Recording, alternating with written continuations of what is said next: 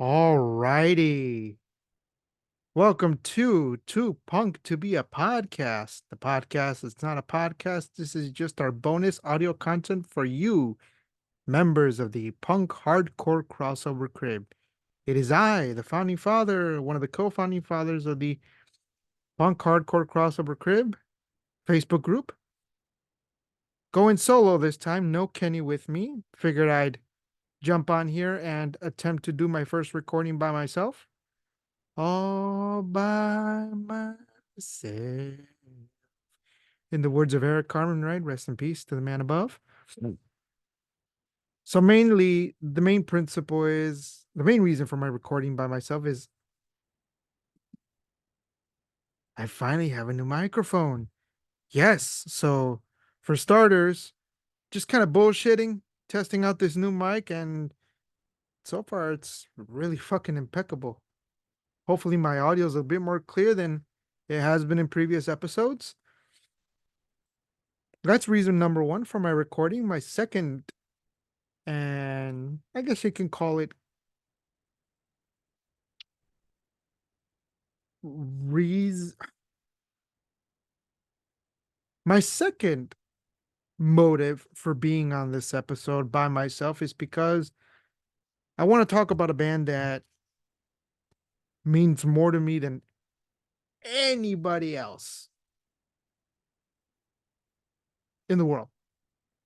A band that I've often said for me is the greatest band of all time. A band that for the longest time I've been trying to record an episode on, but can't seem to find anyone who would be willing to do it. So if you want something done right, as the old saying goes, you got to do it yourself, right? Yes, I said it. I'm here to talk about my number one favorite band of all time, and that is The Clash. Yes, for a lot of people who don't know The Clash, Joe Strummer, rest in peace to my hero, right? I'll get to him in a minute. Mick Jones, Paul Simonon, and Nick Topper Headon, the four main men that comprised the classic era of The Clash, right? Because, fun fact, prior to Topper joining the band on drums, we had Terry Chimes on the original debut release on the self-titled Clash album on drums. After that, he would wind up leaving, and Topper Headon joins for the remainder of the duration of this band, right? Up to and including Combat Rock, which we'll get to in a minute. So, yeah, guys, The Clash is my favorite band of all time. So, what can I say? Formed in 1978 in East London. I want to say London, England. These guys broke up in 1986, so they weren't around for very long. In that time period, they did put out, I mean, if we want to count Cut the Crap, it's technically six studio albums, right? But if we're excluding Count the Crap, it's only five featuring the classic lineup. Because well, we'll get to Cut the Crap when we get to it, but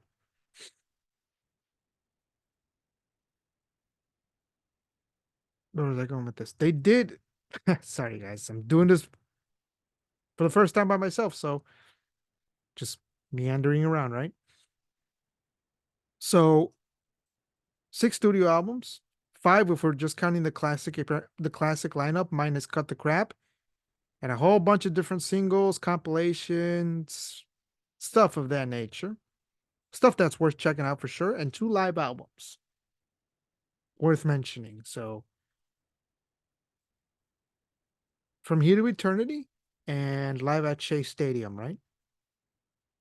So just kind of go through each album, and then I'll give you a final ranking at the end. So stay tuned for that.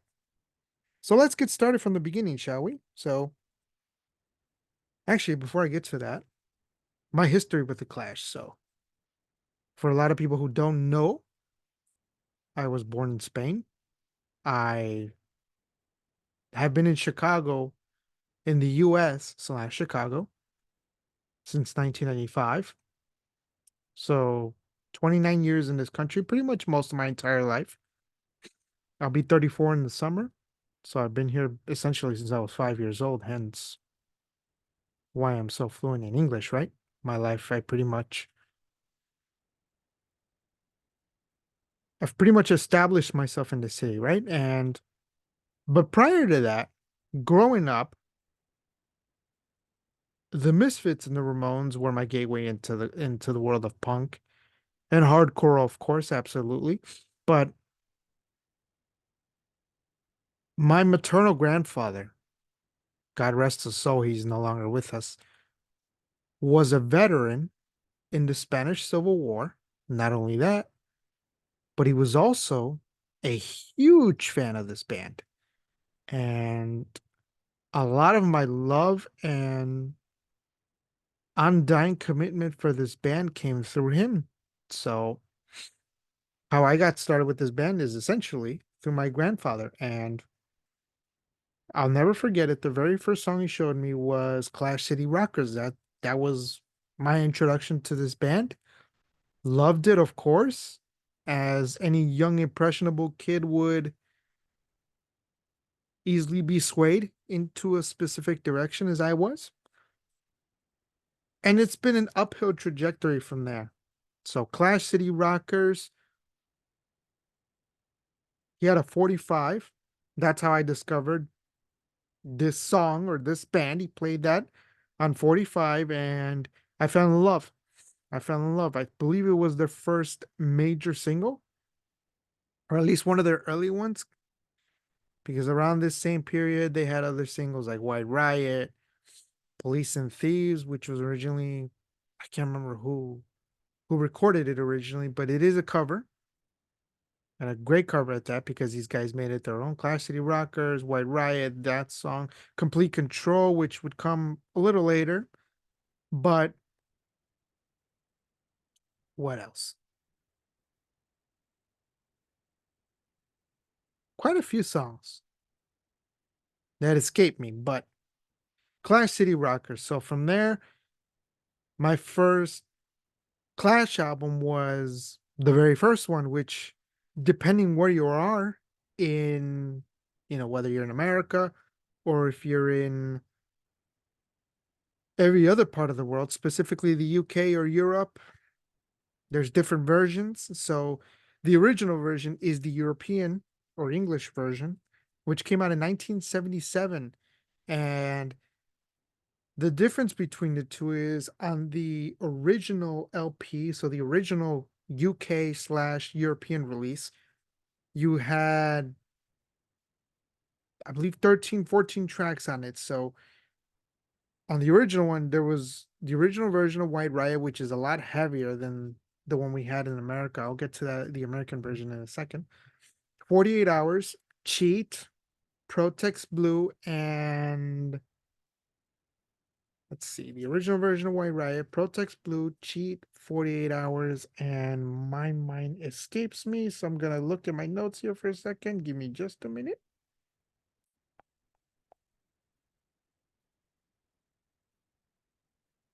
Deny. So those five tracks were on the original UK release slash European or international, outside of America at the very least. Fast forward 2 years later, in 1979, America gets the debut. It's the second overall release here in America because Give 'Em Enough Rope, although it is their second album, I'll get to Give 'Em Enough Rope in a bit. That was released in 1978. It's essentially their second album, but the first album we got here in America, right? It's very confusing. And then the debut came out in 1979 here in America. So in America, they omitted Cheat, Protex Blue, Deny, Cheat, Protex Blue, Deny, 48 Hours, and that heavier original version of White Riot. And in its place, you get Clash City Rockers. You get a redone version of White Riot, which is not as heavy. It's still kind of punk. It's still punky, though not as heavy. I don't want to call it poppy-ish, but it's less heavy. Still really good.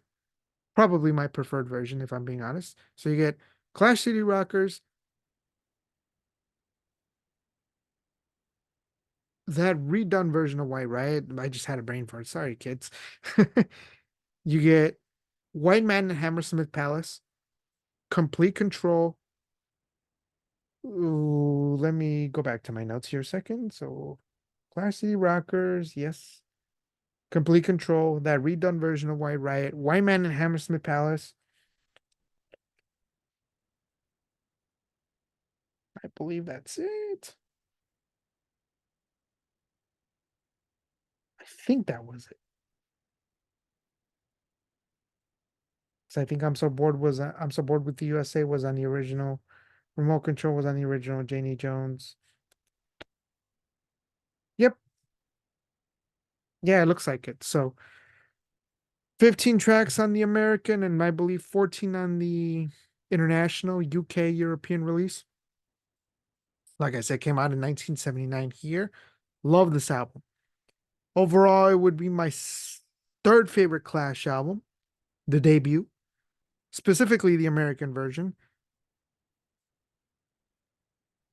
So that's the end of the debut. I've been rambled enough on the debut. Let's go back a little bit before we go for any forward. Let's go back to Give 'Em Enough Rope. So Give 'Em Enough Rope was their second overall release. First one released in America, like I said, and the very first album to feature Topper Heaton on drums. So the original, I forgot to mention the original UK release of the self-titled Clash debut is the first and only album to feature Terry Chimes on drums.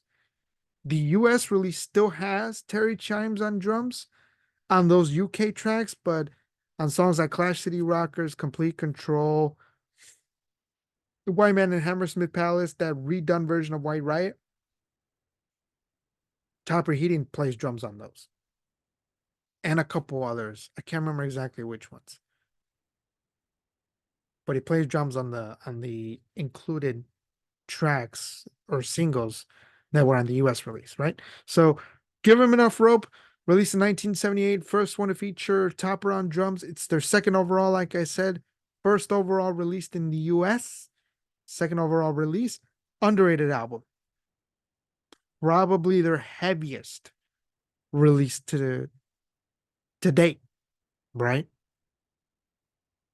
You would A lot of people don't consider the Clash a punk band, but I do, at least on these first two records, in sound without a doubt. On the self-titled and Give 'Em Enough Rope. Stylistically, sonically speaking, very punk rock record. Very snarly, gritty, catchy for sure, and anthemic, like a lot of those UK bands at that time, right? Standard, right? Classic, you got songs on here like English Civil War, which is an amazing track. One of my favorite Clash songs of all time. Safe European Home. Julie's been working for the drug squad. Guns on the Roof. What else here? Bear with me, kids. Tommy Gun. Tommy Gun is heavy, heavy track. Great drum work from Mr. Topper Heaton.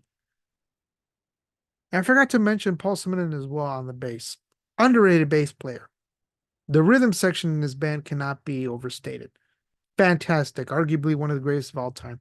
And of course, Joe and Mick sharing songwriting duties, lead vocals, co-lead vocals.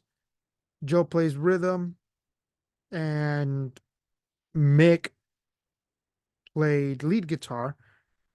Fantastic players. I guess you wouldn't call them technically great players, right? But they were very good players, at least in my opinion. Stay Free is my favorite song on the album. One of my top 10 favorite Clash songs, arguably, right? Classic tune, Drug Stabbing Time, Cheapskates, All the Young Punks, New Boots, and sorry about that, kids. All the Young Punks, New Boots, and Contracts. I'm looking at my notes right now, and since it's all on my phone, bear with me, kids. Just kind of doing this on the whim, mostly testing out the mic, as I mentioned. So far, so good. Let's keep going. We go back to 1979 once again. Towards the end of 1979, December of 1979, again, their third album overall. Third overall this time. Yes, third overall in both America and everywhere else in the world.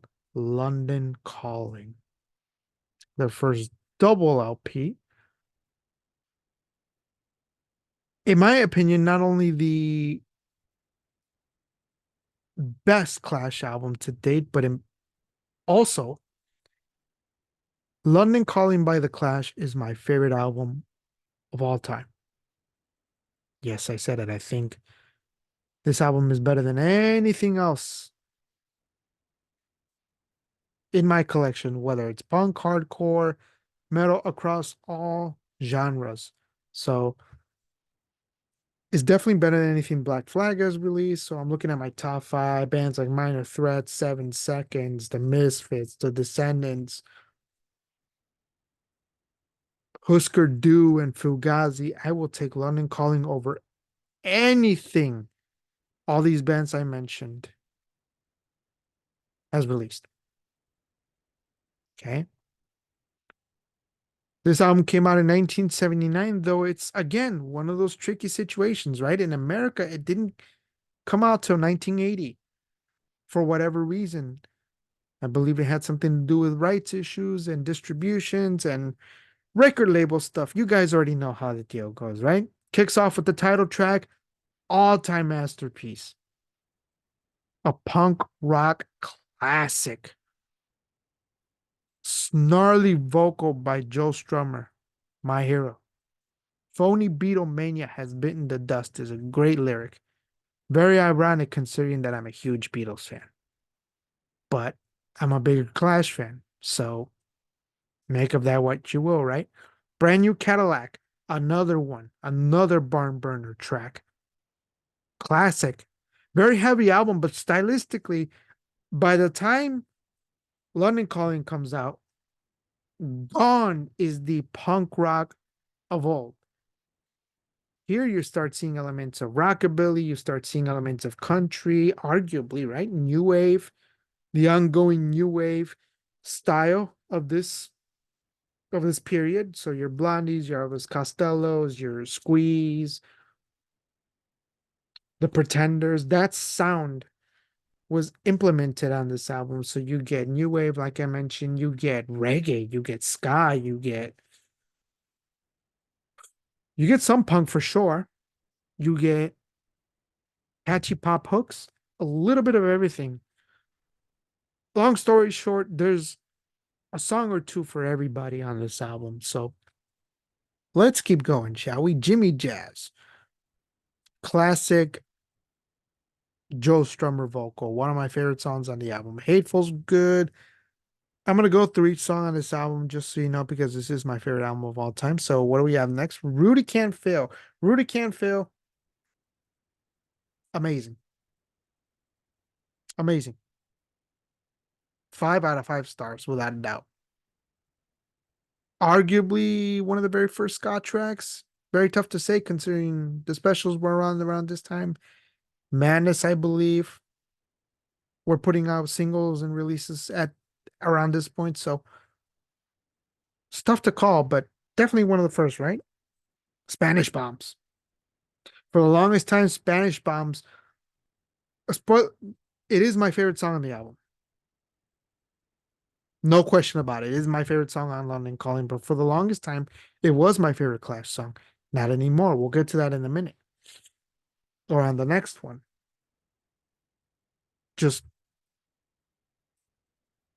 for future reference, right? Spanish Moms, 10 out of 10. It's about the Spanish Civil War. Again, a little history into my culture and where my family comes from and where I come from. My country where I was born. General Franco did pretty much, excuse my French, fucked Spain in the ass. And it took a while for the country to recover from his ruling, from his dictatorship. And only it is, it's weird because this happened in the 70s, right? He died. He was overthrown and he died in 1975. And only recently, almost 50 years later, the country, Spain, my homeland, is barely starting to get back on its feet. Barely. You can only imagine how long it took for them to recover. A lot of people lost their jobs. A lot of people were killed. A lot of people died of starvation. Terrible situation. And this song hits home in my world because of that, right? Because my family went through it. I, though I wasn't around, I wasn't even born yet. I've heard stories through my parents, through my grandfather, rest in peace. All my grandparents, rest in peace to all of them. None of my grandparents are around. Two people in my family that were around. I don't even want to imagine it, but let's keep going. The right profile, really cool. Lost in the Supermarket, a song written by, I believe it was written by Joe Strummer about Mick Jones's life. It's kind of a biographical song about written by Joe about Mick Jones's life. Very great track, classic track. Clampdown, heavy, groovy. Great drum work from Mr. Topper Heaton, right? Fantastic. The Guns of Brixton, first and only, no, there's up to this point the first and only Clash song to feature Paul Simonon on lead vocals. Written by Paul Simonon, it's a classic track. It's definitely, I believe he had two songs that he sang lead vocals in the Clash's history. This is one of them. There's another one on the next album, which we'll get to shortly. But Guns of Brixton, of these two songs written by Paul Simonon, is his best song. And it's also a top 10 Clash song for me. The bass work, the bass intro at the beginning is phenomenal, as is the case with Topper Heaton's drum work. Fantastic. Rangamboyo, horns galore, right? Love it. Death or Glory. He who fucks nuns will later join the church.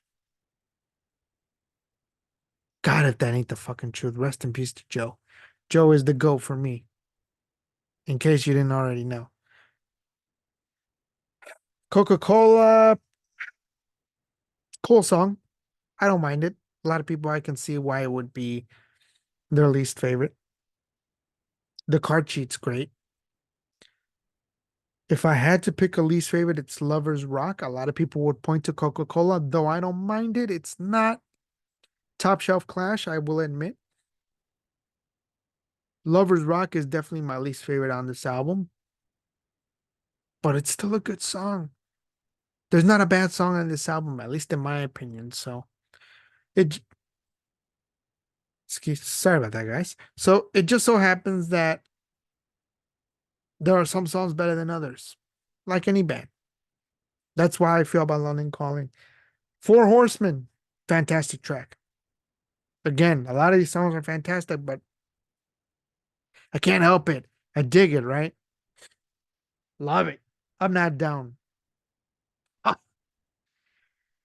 catchy as all hell. Catchy, catchy, catchy. Poppy, hooky. Love that track. Revolution Rock, probably arguably Topper's greatest drum performance on this album. As far as this album's concerned, he's had many great moments on the drums, but this one showcases his talent at the highest level. And that's another thing I wanted to mention. Speaking of Topper Heaton, one of the most underrated drummers in music history. You know, this is the guy that was trained in jazz and played in a punk band. He could play reggae, he could play punk, he could play pop, he could play reggae or jazz for sure. He could play anything he set his mind to. In my opinion, he's in the caliber of a John Bonham or a Ginger Baker or a Mitch Mitchell, these kind of drummers, the upper echelon, right? A Stuart Copeland, who's my favorite drummer of all time. Don't want to give too much away as far as favorite drummers, but that's an episode I have coming up. So nothing to do with this, but I do plan on doing on an episode on my favorite drummers. So stay tuned for that in the future. You guys have been warned. Train in Vain is the last song on this album. So Train in Vain, for most people, you won't find it on the excuse me, you won't find it on the track listing. And the reason for that is because this song was basically a throwaway, for lack of a better word, right? It was a throwaway track. So this is a song that the band threw together at the last minute, realizing they had space for one more song. So they just threw this shit together out of the blue. However, by the time they gave it to the record label, or to the distributor, I should say, to add it onto the track listing, the album was already in print. And unfortunately, they could not add it to the track listing. And because of that, Train in Vain is often considered one of the first examples of a hidden track on an album. Sort of a common feature that happened especially in the 90s, right? Bands like Korn have done it. I know bands like the Deftones have done it. They've had hidden tracks. I believe Mastodon has done it as well in more recent years. I'm trying to remember who else. A lot of the death metal bands did it too. The names escape me off the top of my head. Again, I'm doing this on a whim. No notes because The Clash is my favorite band, so I'm well acquainted with this band's history. Hence why I got on this episode. And it turned out to be one of their biggest hits. Probably the biggest hit on this album. Definitely up there with the title track, right? Train in Vain is pop perfection. Yes, it's punk rock, but in general, I mean, even Clash haters, people who are not into this band, can admit that Train in Vain, Stand By Me, the name of the song, is one of the greatest pop rock or pop punk songs ever recorded. Incredible track, has been featured in many movies, obviously, but fans of this band more than likely discovered it through just listening to London Calling. So that brings us to the end of London Calling. We move on to their next album, another double album. So back to back double albums. London Calling was a double album. And Sandinista, their fourth album, actually, their fourth album was a triple album. So forget what I said about double album. This was a triple album. Released in 1980, I believe it was 1980. Yep, released in 1980. Not too far out from London Calling. Crazy to believe. So Sandinista is very long. It's a very long album. Originally released as a triple LP. However, just to prove to you how punk rock the Clash really is, instead of charging people for a triple LP or putting out a triple LP and setting it at a triple LP price, they charged consumers for 3 LPs the price of one. So basically, they underpriced this album in order for it to sell. And it worked. It worked. I think that's amazing. Kind of a little treat, little reward to the fans, right? For their support. You get 3 LPs three albums worth of music for the price of one. I think that's really awesome. Even more kudos to the Clash for doing that. So, as I mentioned, this album's very long. However, despite its length, and mind you, there are some shitters on this album, but it's 36 tracks long. Half of it is good, the other half, not so much. Despite that, however, Sandinista by The Clash is my second favorite overall. Yes, sir. Yes, ma'am. To my ears, Sandinista is, was, and will always be better than the debut. I know that's sacrilege, but number one, you like what you like, and number two, we all hear things differently. And I love the debut. I love the debut, but I adore Sandinista. So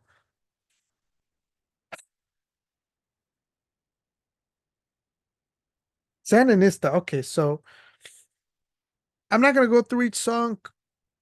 I'm gonna tell you which ones I really like. So the Magnificent Seven, again, much like London Calling before it, this album continues the experimentation, even more genres. They dabble into the world of gospel, they dabble in children's music, they dabble in rap. One of the earliest rap singles is on this album. Alternative, early alternative. Some jangly numbers here and there. And of course, you get the standard heavy punk rockers, you get the reggae tracks, you get the ska tracks. You even get some dub in here. You even get some dub in here. Reggae and dub,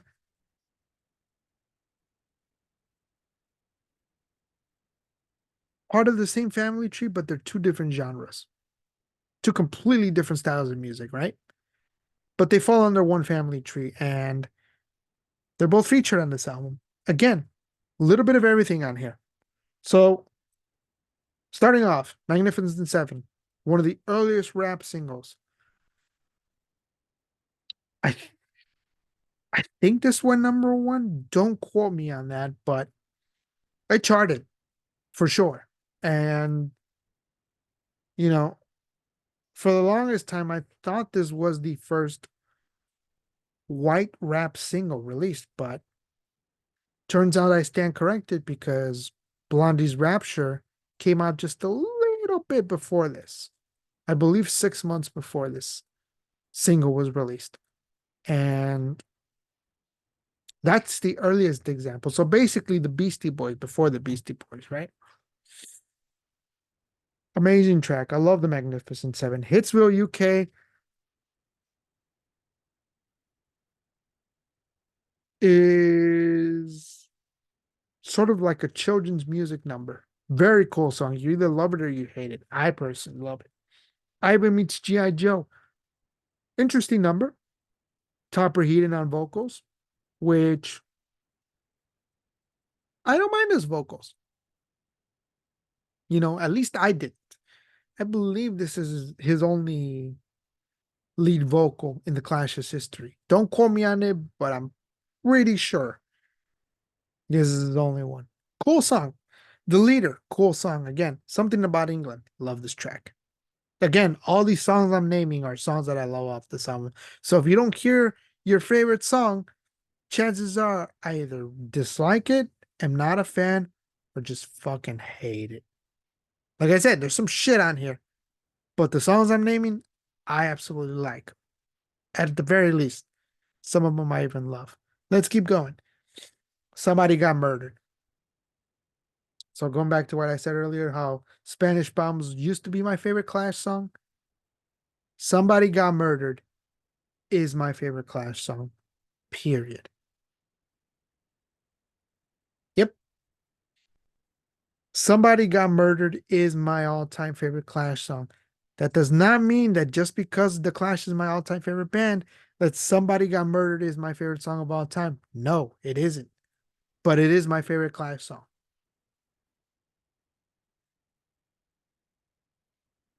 And it's weird because as much as I love Joe Strummer, Joe doesn't sing lead vocals on this song. It's Mick Jones. It's a Mick Jones song. Again, Joe and Mick split the lead vocals between songs, right? So this is a Mick Jones song, but you can't hear Joe Strummer towards the end, and even you get dogs barking on this song, which I think is pretty cool. Love it. My favorite Clash song. One more time, reggae and dub mixed together. Love it. Guest lead vocal by I can't remember his name. I'll tell you right now in a second. Give me just 1 minute.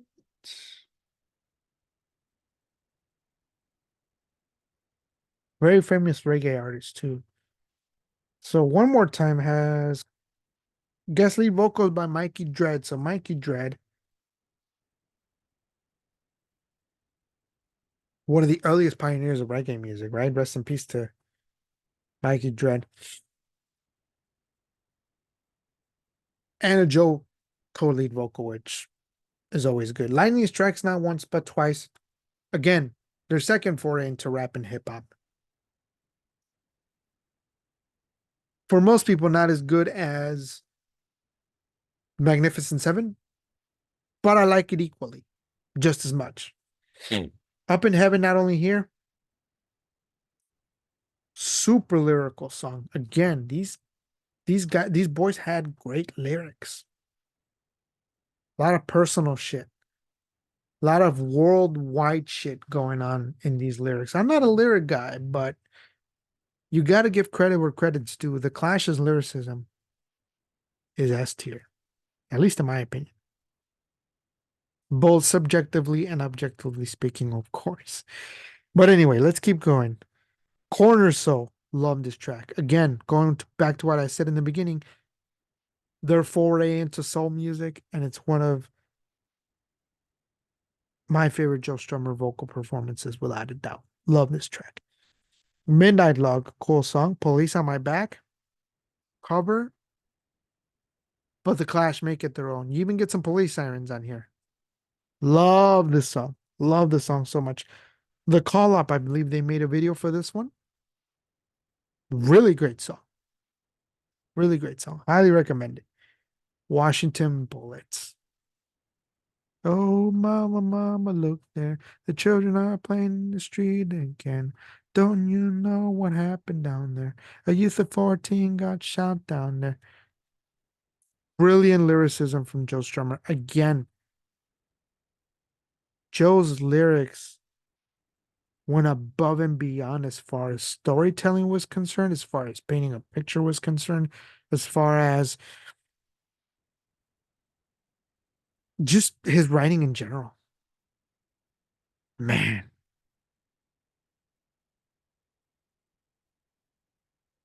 just an amazing track. I'm at a loss for words, guys, but when you love a band as much as I do, at least in the case of The Clash,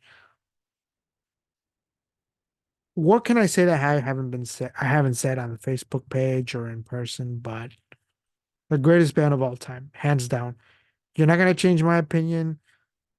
I don't care if you say this band sucks, or a lot of people come up to me and say the Clash is overrated or the Clash sucks. That stuff really offends me, people. It really doesn't. Because as much as I love them, I am their worst critic as well. Believe me. I'm the very first one to say when the Clash is on some bullshit. And they on some bullshit on this album, but so far I've named half the album. And it's pretty good. Pretty good. So it's often said that because this is a triple LP, you can get two LPs worth maybe, or an album's worth of tracks, and you probably have their best album along with London Calling. I feel like if all these songs that I just mentioned, Broadway's another great one. Charlie Don't Surf, amazing.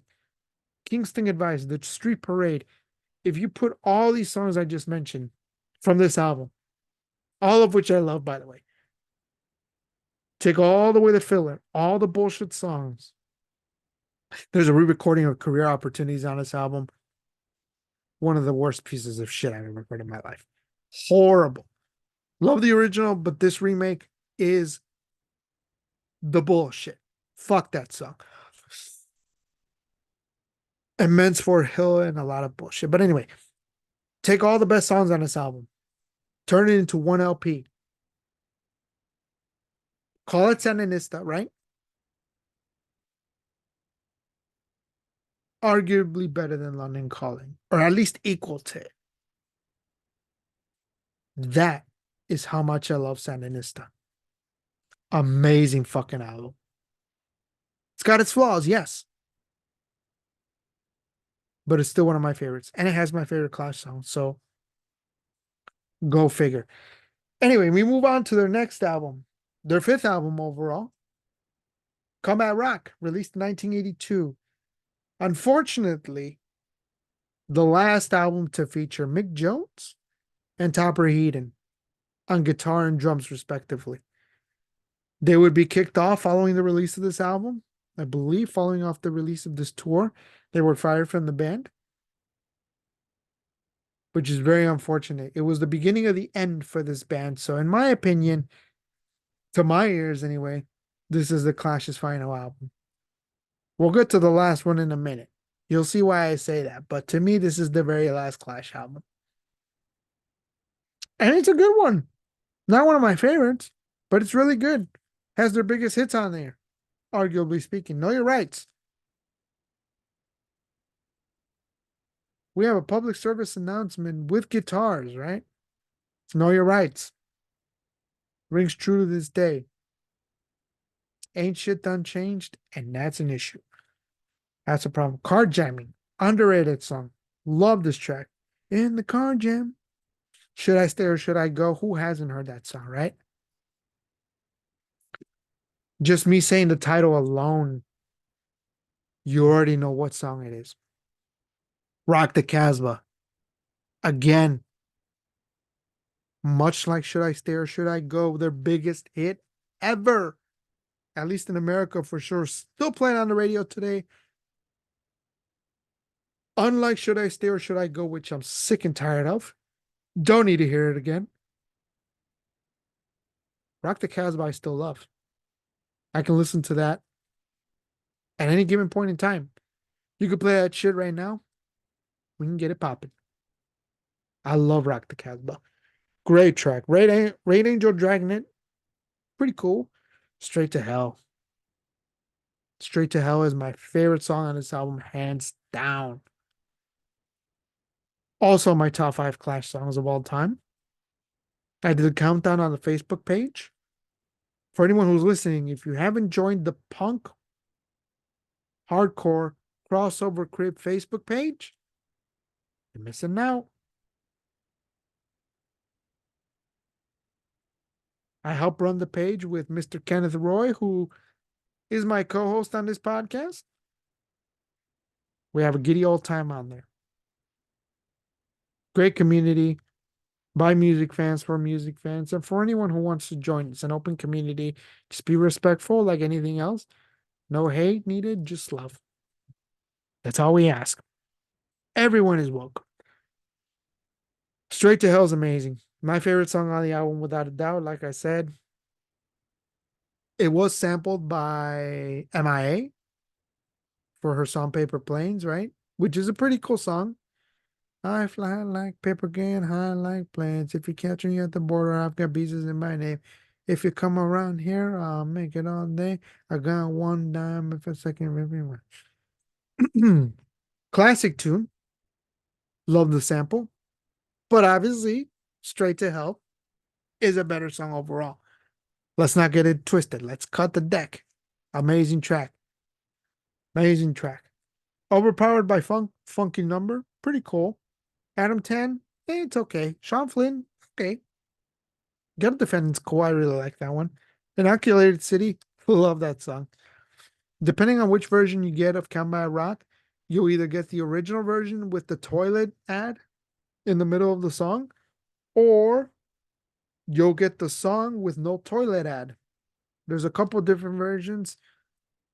Very hard to tell which one you're gonna get, but I believe there's a 10 or 12-second difference between both versions. So I believe the original with the toilet ad is comes around 2 minutes and 45 seconds, somewhere around there. So if yours says 2 minutes and 30-ish seconds, you most likely have the one without the toilet ad on it. If yours is closer to the 3 minute mark, 2:45 plus, chances are you have the toilet ad in the middle of Inoculated City. Great song nonetheless. Death is a Star. It's all right. Again, not a flawless album, but me personally, I'll be the first to admit when the Clash is on some bullshit and kind of a sour note to go out on for Mick and Topper. But what can you do? 1985, unfortunately, their last overall release. Cut the Crap, as the title suggests, this is just one big pile of shit. Gone are Mick Jones and Topper Heaton from the band. Yes, Joe Strummer and Paul Simonon are still part of this band, but you get two or three other dudes to replace Mick and Topper. By this point, the band was in shambles. This album fucking sucks. By far the worst piece of shit this band has ever done. However, only one song saves it from being a fucking 0 out of 10. And it's not even a top shelf Clash song, but it is a great song. And that's This Is England. This Is England is a really good song by Clash standards. Of course, it's a horrible, at least mediocre track. I wouldn't say horrible. Mediocre for sure.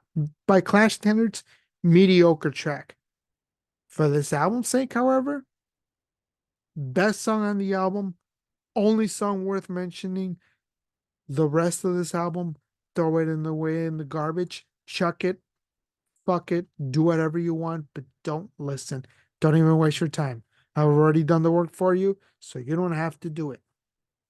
Take my word for it, or play if you dare. But don't say I didn't warn you, all right? So that brings us to the end of the Clash of Studio releases.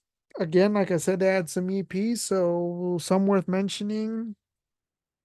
The Cost of Living EP in 1979, which has Capital Radio 2, great Clash song. You get the Black Market Clash EP, which is really great. But if you want the full version of the Black Market Clash EP, I highly recommend the Super Black Market Clash EP or compilation. It's called Super Black Market Clash, which is Black Market Clash in addition to some extra tracks from those sessions or from that era. Very good stuff. Or if you have a little bit of money to spend, I highly recommend, well, Clash on Broadway is a really good compilation which features those omitted tracks from the US release of the self-titled debut. Remember what I said earlier? The original version of White Riot, Deny, Protex Blue, 48 Hours, and Cheat. They're on this compilation, Clash on Broadway, which is really good, but you get songs on here. A lot of their early singles are on here. 1977, Capital Radio, which is one of their biggest songs. Mandatory, City of the Dead, great track. The Prisoner, amazing. A lot of this band, like a lot of English punk bands, had some killer singles, and they're all on here, man. Pressure Drop, which is a cover of Toots and the Maytals. Big fan of them too. Again, they put their spin on it. Not as reggae-ish, but still has a little bit of that flavor, which is cool. Make it their own. Fantastic. 1-2 Crush on You. Pretty cool. Sorry, guys. Groovy Times is great. Gates of the Midwest. Armageddon Time. Classic. Mandatory Clash song is on this album. Bank Robber. Bank Robber is, for my money's worth, which isn't a lot, but for my money's worth, the greatest song Joe Strummer ever wrote in his lifetime. My daddy was a bank robber, but he never hurt nobody. He just loved to play that way. Mhm. Amazing song. Again, top five Clash song for me. Love that song. Bank Robber. Highly recommended. Stop the World's cool. This is Radio Clash. So The Magnificent Seven, Lightning Strikes Not Once But Twice, both songs of which you'll find on Sandinista. And this song, This is Radio Clash, are their three hip hop tracks. This was a huge single for them. This is Radio Clash on Pirate Satellite. There's two versions of This is Radio Clash. So the original goes, This is Radio Clash on Pirate Satellite. And the alternate version goes, This is Radio Clash City. Da, da, da. Different lyric, but on Pirate Satellite is the original version, which is on this compilation. Again, there's a reworked version or similar version with different lyrics, basically. Equally as good, but the original obviously is where it's at. So that is Clash on Broadway. If you have even more money to spend, sorry, kids, getting really late as I'm recording this, right? I highly recommend, and I own this too, by the way, their sound system stereo box set thing, which I believe came out on CD, has everything this band ever did: singles, compilations, EPs, all six studio albums. Yes, including Cut the Crap, the two live albums, which are From Here to Eternity and Live at Shea Stadium. Didn't even talk about those because I want you guys to listen to those on your own time. But From Here to Eternity, I do want to mention that the version of Complete Control on that live LP, live album, is the definitive version of that song for me. Complete Control is a top five Clash song for me, specifically the version of From Here to Eternity. Studio version's great, but the live version is my preferred version. So, spoiler alert. Okay, so that brings us to the end of the overall run through for this band, right? Now we'll get to the rankings part. So I'm not going to rank live albums or EPs.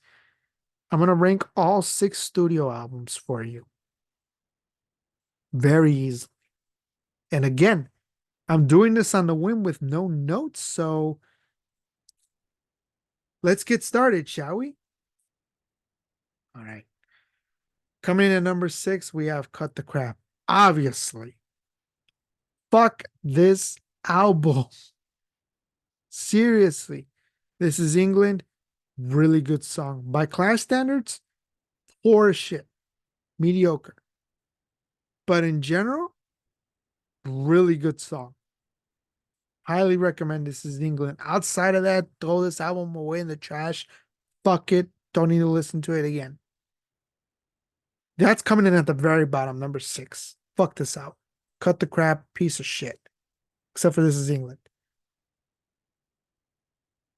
My number 5, I'm gonna go with Combat Rock. So Combat Rock, I like this album.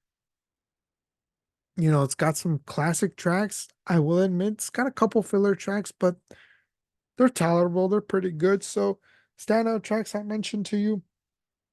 Know Your Rights is really good. Card Jamming, I really love. Should I Stare? Should I Go?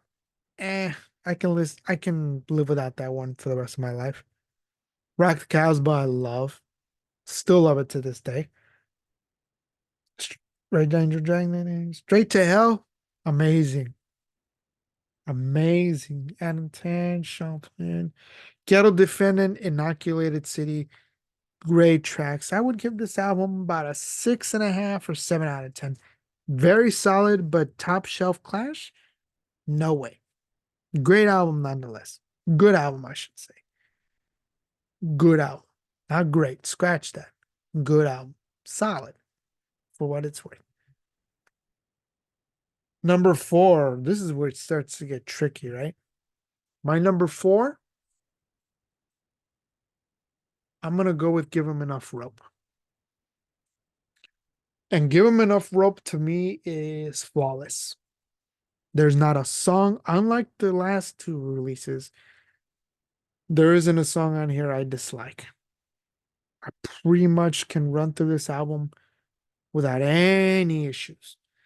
And it's their heaviest album, arguably heavier than the debut, like I mentioned earlier. Songs on here, Safe European Home was a single for them. Amazing. English Civil War, amazing. Tommy Gunn, they made a video for it. Amazing fucking song. Julie's been working for the Drug Squad, probably the dark horse on this album. Love that fucking track. Last Gig in Town, pretty good. Guns on the Roof is funny because I forgot to mention they rip off the riff for from Clash City Rockers. Same exact riff, but it's still a really good song regardless. Drug Stabbing Time is great. Stay Free is my favorite song on this album. Stay Free is a 10 out of 10. Cheapskates, all the Young Punks, really cool tracks. I'd give this album about 8.5 or 9 out of 10. I won't give it a 10 because there are some 10s coming up. Like the next album, my number three is the self titled debut by The Clash, released in 1977 or 1979, depending where you are on your neck of the woods. I'm going to go with the US version, though. I'm going to go with the US version, yep, because that's what I listened to first, right? It all just depends on, again, a lot of this is a timing thing. So, how and when you came up on certain bands is always going to stick with you for the rest of your life. It doesn't matter who you talk to, it's just the way it is. It's how music tends to affect us as people. So number three is the Clash the US version. Amazing. This is a 10 out of 10. Literally not a bad song on you. Clash City Rockers. I'm so bored with the USA. Remote Control, Complete Control, White Riot, the redone version, equally as good as the original. White Man and Hammersmith Palace. God, what an amazing song. London's burning with boredom now. I fought the law and the law won. Janie Jones, career opportunities. What's my name? Hate and War, Police and Thieves. Joe Guitar Doors. Garageland or Garageland. However you pronounce it. Fucking rules. 10 out of 10 album. But it's only my number three because my number two is Sandinista. Unlike the debut, Sandinista is not a flawless album, but I still give it a 10 out of 10. Now, you might be wondering, how the fuck can you give an album that's half shit, half good, a 10 out of 10 if only half of it's good? Shouldn't it be a 5? You're right, and I'm wrong. In my world, the shit half doesn't even exist. It's only about the good half, the 18 to 20 songs on this album that smoke. I said it earlier, man. Magnificent Seven, Hitsville, UK, Ivan Meets G.I. Joe, The Leader, Something About England, Somebody Got Murdered, One More Time, Lightning Strikes Not Once But Twice, Up in Heaven, Not Only Here, Corner Soul, Midnight Log, Police on My Back, The Call Up, Washington Bullets, Broadway, Charlie Don't Surf, Kingston Advice, and The Street Parade. Those albums elevate, those songs, excuse me, elevate this album for me. I like this album better than the debut. I said it. I stand by my argument. I'm not changing that for anybody. I don't care who you are. Sandinista rules. I forgot to mention the other song that Paul Simonon sang for The Clash is on this album called The Crooked Beat. In addition to the Guns of Brixton on London Calling, I believe, correct me if I'm wrong, that and the Crooked Beat on Sandinista are the only two songs he ever sang for the Clash. Crooked Beat's okay, but Guns of Brixton is definitely better. And speaking of Guns of Brixton, my number one, of course, is London Calling. It was always going to be London Calling. In my opinion, a flawless album. If Sandinista and the self-titled debut are 10s, London Calling is a 30 out of 10. It's fucking flawless. Jesus Christ. The title track, Brand New Cadillac, Jimmy Jazz, Hateful, Rudy Can't Fail, Spanish Bombs, The Right Profile, Lost in the Supermarket, Clampdown, The Guns of Brixton, Wrong and Boyle, Death or Glory, Coca-Cola, The Card Cheat, Lovers Rock, Four Horsemen, I'm Not Down, Revolution Rock, Train in Vain. 19 songs. It's a double album on the LP. CD versions, single CD, obviously, or two CDs, depending which version you get, if it's a remastered. For the most part, it's a single CD. Every song fucking owns on this album. Like I said earlier, at the beginning of this episode, my favorite album of all time, my favorite Clash album of all time, my favorite album in music history, period, is London Calling. The Clash firing on all cylinders. This is their creative peak, without a doubt. That's my number one, London Calling. So recap, London Calling number one, Sandinista 2, The Clash debut, the US version, number three, number four, Give Him Enough Rope, number five, Combat Rock, and all the way at number six, that piece of shit called Cut the Crap. Except for This Is England, like I said, great song. Cut the Crap is bullshit. Fuck that album. So that brings us to the end of The Clash. Discography and overall view on their history. Like I said, this band means the absolute world to me. They're my favorite band of all time.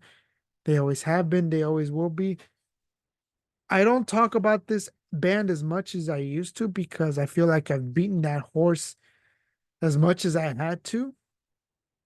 That and because I hold this album in or this band in high regard, I only these days listen to them on special occasions, if I'm being honest. I don't listen to them every day, but that doesn't change the fact that The Clash is, was, and will always be my favorite band of all time. Unfortunately, Joe Strummer did lose his life to a heart attack in 2002. He was 50 years old. He is my hero. Spoiler alert. So, how I view Joe Strummer is the same as my co host Kenny would view Jello Biafra from the Dead Kennedys. So, for a lot of people who don't know, Jello Biafra is my co host Kenny's biggest hero, same as Joe Strummer is my hero. So, very important figures in my life. I love this band to death. Yes, they have their flaws, but for the most part, this is an amazing band. The Obviously my favorite UK punk band, my favorite band in all of music, period. Rest in peace to Joe Strummer. Thankfully, Mick Jones, Paul Simonon, and Topper Heaton are still with us. Will we ever see a Clash reunion? Probably not. I don't think these guys have their hearts in it. And plus, without the presence of Joe Strummer, it would be really hard to execute that, of course, right? Mm. But they leave behind such a great legacy that is still felt to this day. They, you know, it's a band you either love or hate, but I always love them. So To all the haters that say the Clash sucks, is overrated, like I said, you guys can, you know, well, I'm not gonna be rude and disrespectful because that's not punk rock. But what I will say is, you're right and I'm wrong. You're entitled to your opinion. Like I said, I am the first to admit when the Clash has done crap or is crappy because I am their worst critic. And yeah, guys, that brings us to the end. So, you know, Clash is my number one band of all time. I wanted to get this episode out, obviously, to test the microphone, like I said. Hopefully, the audio comes out as good as I want it to be. That, and obviously, Kenny was never going to do a Clash episode with me. Neither was Nick Brown. Shout out to both Kenny and Nick Brown. I don't talk about Nick Brown as much, but he is a big part of this show. So go show Nick Brown some love. Join us on the punk hardcore crossover crib Facebook page. I'm sorry, it's like fucking 6 in the morning and I'm still up. Jesus Christ. It's been a long day, y'all. Wanted to get this episode out because I love this page so much. I don't post as much, but I will be back on soon, I promise. I like to stick to my word. It's been really busy with life. Wanted to get this episode out, and at the time I'm recording this, it is 6:10 in the morning. It's April 21, 2024. We just did an episode with Kenny on Eddie Sutton from Leeway, so go check that out. Rest in peace to Eddie. Still wearing the Leeway hat. I'm not wearing the Leeway hoodie. I figured I would just throw this shit on for shits and giggles, right? Rest in peace to Eddie. Gone but never forgotten. Check out the Leeway episode we did. You can find it now on Spotify, Amazon, I believe, wherever you listen to your podcast, Apple Podcast, you can find it everywhere. You can find it on YouTube too. Look up Too Punk to Be a Podcast and subscribe, y'all. Subscribe to Too Punk to Be a Podcast. It helps. And ring that bell, of course. It sounds very corny, but it's true. It helps with the algorithm and it helps get the music out there, helps get the word out there because this is the platform that we can't do it alone. We can do as best as we can, but we need your guys' help. Spread the word. If you're into punk, we'd like to branch out outside of punk as well, of course, because we're into a lot of different stuff. I myself am into metal, just like Kenny. Let's get the word out, people. And thank you guys from the very bottom of my heart ahead of time for sticking with me, for listening to me rant and vent and just express my love for this band. And thank you guys for all the listens, all the support, and you guys mean the world to me. And on behalf of Kenny, on behalf of Two Punk to Be a Podcast, on behalf of the Punk Hardcore Crossover Crib Facebook page, on behalf of Nick Brown, this is Jose, the founding father, the one you love to hate, signing off. And you guys have an excellent night, day, rest of your weekend, and all that good stuff. So until then, TTFN, ta ta.